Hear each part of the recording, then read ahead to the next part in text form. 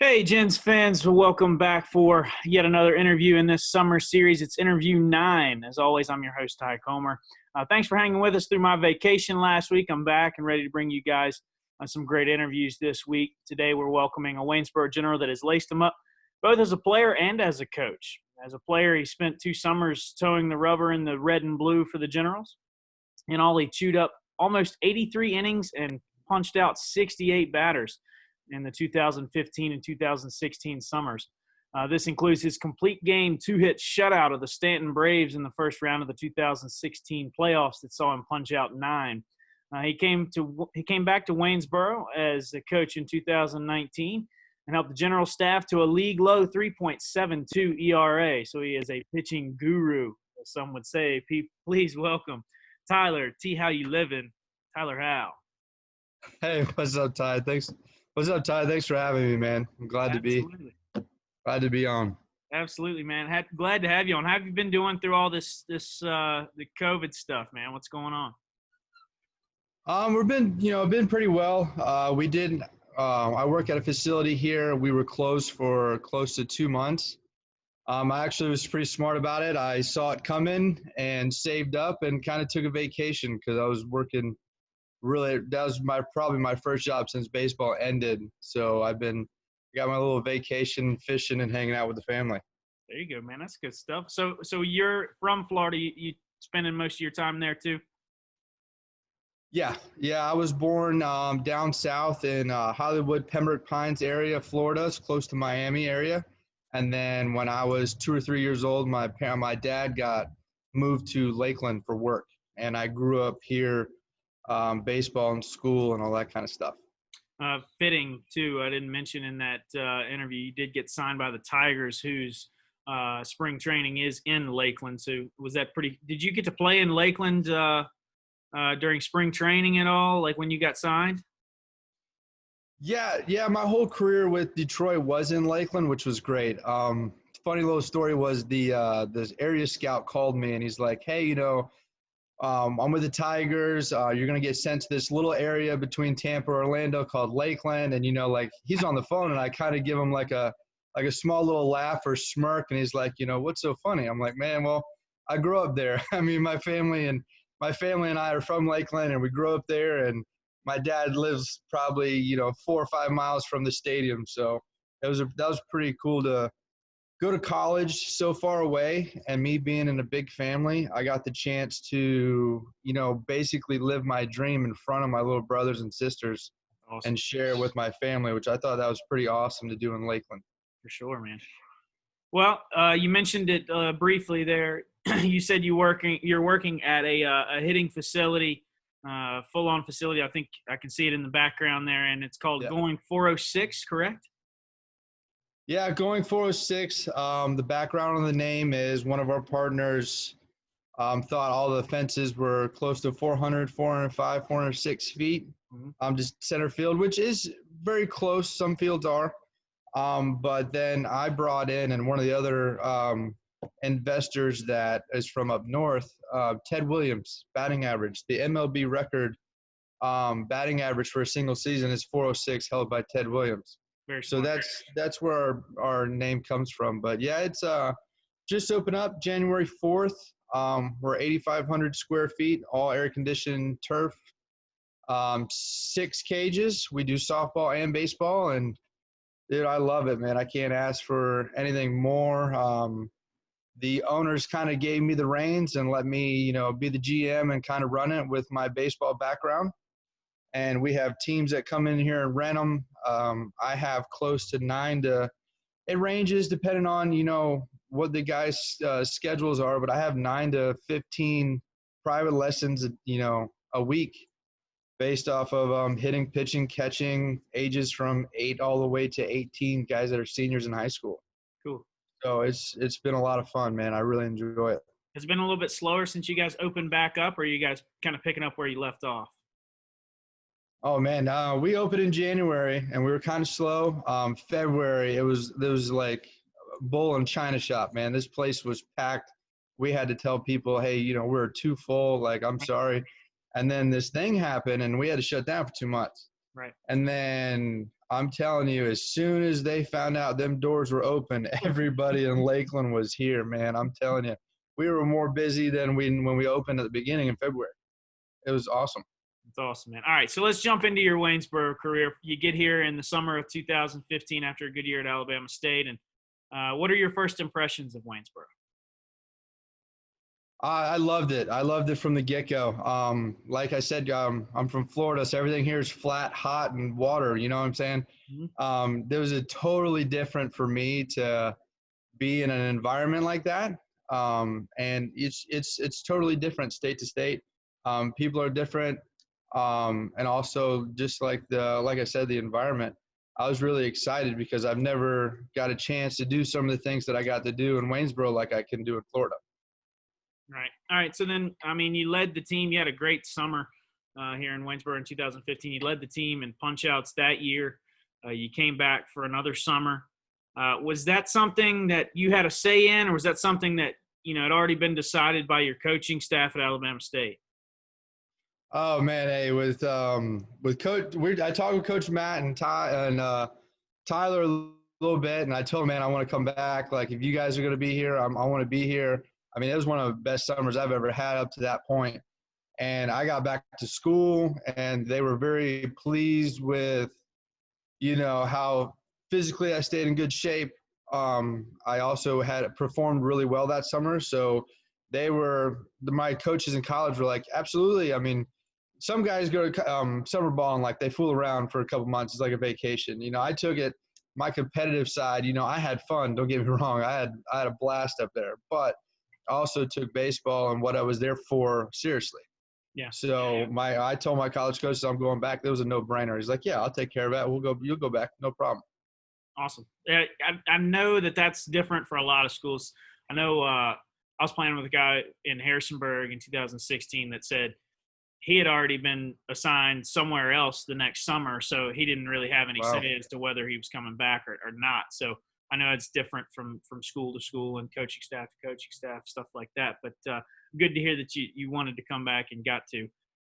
When you did come back for the 2016 season, was there a sense of comfortability coming in there, or because it's a new group of guys, so I didn't know if that would take a little bit of time to get used to.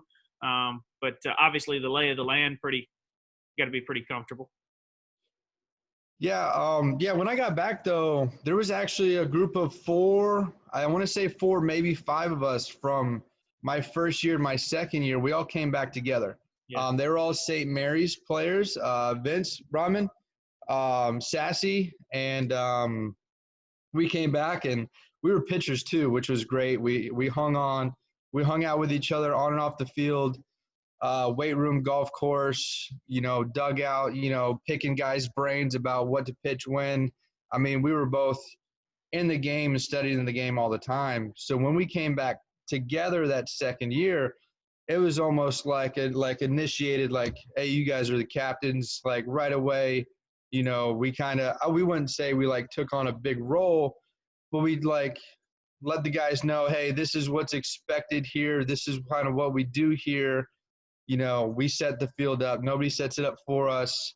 We invest in the community. This is one of the best communities I get to be a part of for 3 months out of the year. We do all the community service, which I love. That was an awesome part of it. And what is expected here, like how many awesome fans we get to play in front of. And it's not just like, hey, you're not just here to take some at bats and go back to the house. Right. You're here to invest in the situation that you're in and have all these new friends and all that kind of stuff. It was good coming back that second year because it didn't take a little bit of initiation. We jumped right into it. It was like week 2 and we were like rocking and rolling. Gens are hot. Let's go. Well, the Gens were hot. They won 30 ball games in that 2016 summer. You guys, I think that was a record at one time until last summer, and we'll get to that here in just a little bit. But a big reason for your guys' success too, in my opinion, just as a Harrisonburg Turk in the summer of 16, is the energy of your head coach Matt Williams and how he kept you guys invested. And obviously, he didn't do it alone. It sounds like you and Vincey B and Sassy all probably had a hand in that. But what was it like playing under Matt Williams? Oh yeah, well, Matt gets all the credit there. I mean, he brought energy. I'm telling you, Ty, every day. Nobody I've met in my life could match his energy whatsoever and his love of the game. And that gives when somebody like that comes to the ball field that that much, and he doesn't even get a chance to play. Right. He's not playing no more. He's a coach. Yep. And we bring the energy because we get to play. We're having fun. We're doing all that kind of stuff. I mean, he brings energy every day. He did a great job with us. He did really well. Was he got to communicate with us on like a friend status and also as a boss head coach status. He would relate to you, and he'll get to you, and we'll have the one-on-one talks, the small group talks, or even the team talks. And he did a really good job communicating with the guys, and like we learn. I think I learned something every day. I don't want to speak for everybody on that team, but if I would say I learned something every day. If it had to do with physical fundamentals or stuff like that on the field or off the field or life stuff. I mean, Matt did a great job of like every day. I couldn't wait to see what he had to say before or after the game, to be honest with you. Well, I mean, I was extremely jealous that I never got to play under Matt. I've said that on multiple occasions. I mean, like I said, as an onlooker, you show up to the ballpark and it's late in the summer. It's the dog days of summer, man. It's hot. It's muggy in Virginia.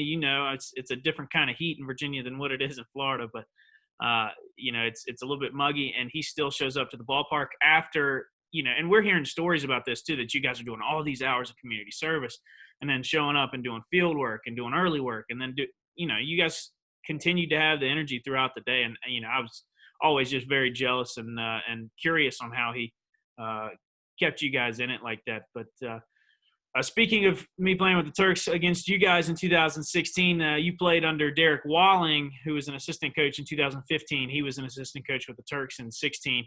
I know we talked a little bit before. You didn't have a whole lot of interaction with Derek, though, did you?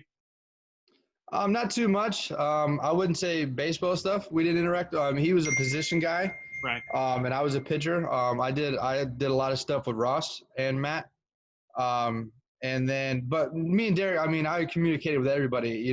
Me and Derek had a lot of like off the field, like on the bus interactions. Having fun, and then there would be small times where we'd catch ourselves in the dugout because I was a pitcher. I didn't get to play every day, so I was in the dugout and I would see like, hey, what are you thinking here? Or why do you think he did that? Those kind of questions in the dugout just to test ourselves and keep growing as baseball players and baseball coaches and stuff like that. It was small stuff like that, but not too much. Yeah. Yeah. I was obviously as a position player, I had a little bit more interaction with him, and he was always the guy that's studying the game and a good baseball guy. Just wanted to mix that in there, and a big shout out to Derek Walling for spending his summers in the Valley for a little while. But all right, so let's go into the coaching side of things. What made you decide to come back as a pitching coach in the summer of 19 this past summer? So once I got done playing, I took, I would say, some time off. It was very small. But I can't, like, baseball's been my whole life, and I've dedicated a lot of time to it, and I truly love the sport, and I wanted to start my coaching career right after baseball. I wanted to go as quick as I can, just because I was an older guy out of college, because I was a fifth-year senior. So as soon as I got done, I went to my high school, my alma mater that I graduated from, and I just jumped in there. And the guy like, hey, here's the, take this over. I got to take the JV program over at high school level, and then I was in charge of all the pitchers. So I got to be the fun young coach that comes in with a bunch of the new styles of coaching, because as you know, like all the baseball is changing, the old school and the new school, how technology is changing, how everything's going. I just wanted to jump into coaching right away. And then I got a call to Ty called me or texted me and asked me, what I was doing or how coaching and stuff like that. And I was like, I jumped right on. I was like, dude, I would love to come up there. I mean, I've spent 2 summers prior to, up there. I really enjoy it. And I kind of wanted to get my foot in the door in the college realm. And that Ty Tyler gave me a good opportunity there, and I jumped right on. I was like, I can't wait to go back, to be honest with you. Yeah, Tyler Hoffman, great GM both for players and coaches. And speaking of which, I know this is off the cuff a little bit, but you get your foot in the door and you're coaching under a guy like Zach Cole, and we haven't had the opportunity to have Zach on. Our schedules haven't quite lined up yet, but what's it been like learning from a guy like Zach? I mean, Zach's got a huge almanac of knowledge in baseball. Yeah, Zach was the man. I learned just like I said, I learned from Matt every day. I learned something from Zach every day, from picking players' brains and how he used to run lineups and matchups. It was Zach's the kind of guy that's 3 steps ahead of you. It doesn't, I mean, I don't know if you're playing a card game with him or if you're making a lineup, it doesn't matter. He's always a couple steps ahead of him. He was a great guy to learn from because he had some Valley League experience as a head coach under his belt. I know he was at Front Royal. I'm sorry, Newmarket. And League also championship Newmarket, by the way. Yeah, he won championship, Newmarket. So yeah, he's a great guy, very good guy to learn from. Also learned a lot from Sean Cannoli that summer. That guy and the way baseball and the brain works and how all the psychology he knows. Oh man, dude, it was a great summer. I learned a lot from Brian Mossman that year too. We got to definitely get Sean on too. Sean's a very interesting dude, and you're right. It's all parts of baseball. You know, the physical and mental side of things with Sean. That was good stuff. What the best part, this is one of my favorite things about me and Sean, where we were roommates. So we spent all day, every day with each other. And when we get going, I mean, because we enjoy baseball so much, and the way his philosophy that he brings towards baseball, when we start talking, we'll look at our phone. It's like 4:00 in the morning. We've been talking about baseball for 3 hours. Yeah. And I really enjoyed, hanging out with those guys and learning from them. I did learn a lot. All right. So aside from that, what is your favorite memory? And this is how we like to kind of end things here. What's your favorite memory of Waynesboro so far? Because for what I know, you're thinking about coming back for another summer, or at least you were this summer. Yeah, absolutely. I can't wait to go back. If I get the opportunity, I'm going to jump all over it. I really enjoyed it there. I got 2. Can I have 2? Just because I was there for 3 years. I mean, I have 2. I have 1 as a player and I have 1 as a coach. My 1 as a player, I think Hannah told us about a spring that was real close. I can't remember the name, but it was like a mile hike, and we jumped into a spring, and it was our day off. And it didn't rain on our day off, which was great. It was the first time it did that all summer. And we went out there, and we just had like a team bonding cool thing that I would never can get to do in Florida. You know what I mean? Like, I get to hike a little bit outdoors and then jump in this ice cold, clear spring. We don't have any of that stuff around here. So that was a really cool memory. Nice. And then my favorite one as a coach was Mossman. He got an opportunity in the middle of the summer that he had to leave the Gens. Yeah. I think he got a higher job. And then so I kind of quote unquote was like took over the pitchers because I was under him to start the summer. Right. Our first game where it was just me, we went 8. It was 8-0 shutout. Our bullpen that year was shut down with Edwards and Dearman and Harris. So we got the win. It was 9-0, and it rains in the last inning. And so everybody's cramped in that dugout. There's like 30 guys in the dugout. Sean makes a comment and was like, hey, give it up for Tyler Howe's first win as a head coach or as a pitching coach. And I'm telling you, Ty, it gave me chills because the whole dugout went nuts. Awesome. And it was pretty cool because it showed the amount of time that put in, and the relationship I had with those guys. And it was like it wasn't just like a, yeah. No, it was like a sincere, like, people were awesome. Pumped. Yeah, people were pumped. And that kind of gave me chills as like my first 2 years as a coach, getting my feet wet. And a situation like that, man, that's kind of that's what you want. You want a team behind you like that. So it was awesome.